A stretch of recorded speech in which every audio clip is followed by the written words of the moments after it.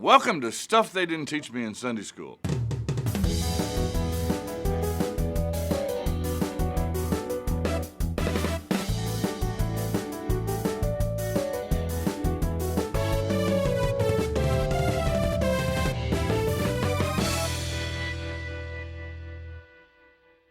Like father, like son, or like father, like grandson?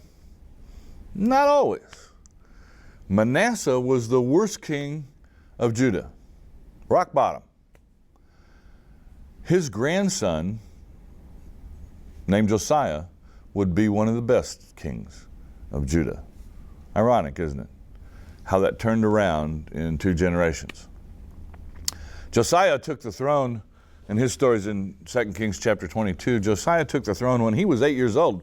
His grandfather Manasseh had taken the throne at the age of 12. Josiah takes it at the age of 8. But Josiah's focus is exactly opposite Manasseh's. Manasseh is out to lead the people as far away from Yahweh as he can. Josiah is out to lead them back. We're told in verse 2 of chapter 22, he did what was right in the eyes of Yahweh and walked in all the way of David his father. So Josiah gets a good rating. Josiah goes about kind of cleaning up the temple again, and in the process, a priest by the name of Hilkiah finds a book. He finds what's called the Book of the Law. He reads the Book of the Law, and as he reads it, he realizes how far this nation has come from what God intended for it, and how far the worship of Yahweh has come from what God intended for that worship. We don't know what that book was that he found. Most certainly it was either the entire Pentateuch, the first 5 books of the Bible, Genesis, Exodus, Leviticus, Numbers, and Deuteronomy, or at the very least Deuteronomy. Because so much of what Josiah does seems to be a response to the laws and the rules and regulations that appear in Deuteronomy. Josiah immediately sets about to renew the covenant with the nation of Israel. He has a covenant renewal ceremony, and then he cleans up the temple. And if you thought last week that you'd heard the worst of Manasseh, you're mistaken. Because when you see what Josiah cleans up, you see the worst. Chapter 23, verse 4. The king commanded Hilkiah the high priest and the priests of the second order and the keepers of the threshold to bring out of the temple of Yahweh all the vessels made for Baal, for Asherah, and for all the host of heaven. Well, we knew those were there. Verse 7. He broke down the houses of the male cult prostitutes which were in the house of Yahweh. We don't even really know what the male cult prostitutes were there for.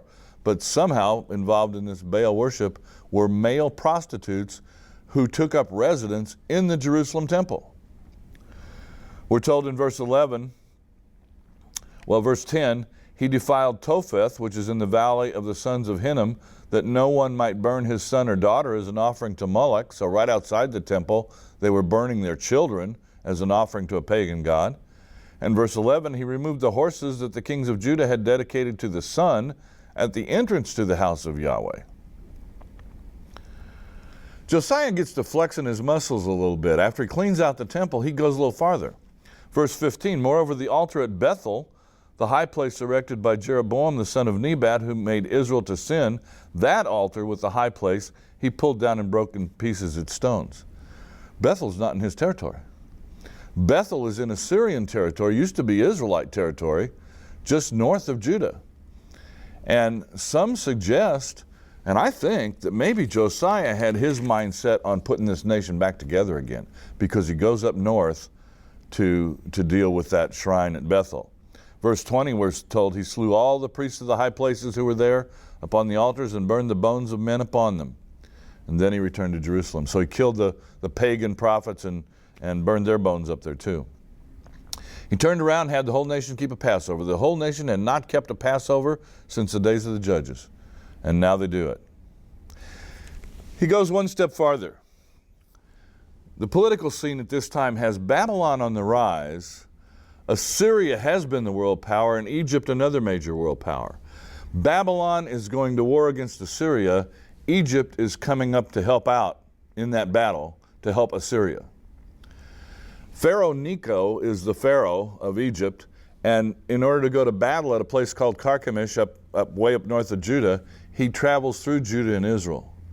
Josiah decides he wants to stop Necho, Pharaoh Necho, from getting to help Assyria and allow the Babylonians to wipe out the Assyrians. So he goes to battle in the old northern kingdom with Pharaoh Necho. He not only loses that battle, he loses his life in that battle. And for all intents and purposes, that ends the reform movement. From here on, it's downhill. The nation will eventually fall to Babylon. But Josiah is a bright light who tries to restore the nation to the worship of Yahweh, and it appears tries to restore a united Israel, north and south.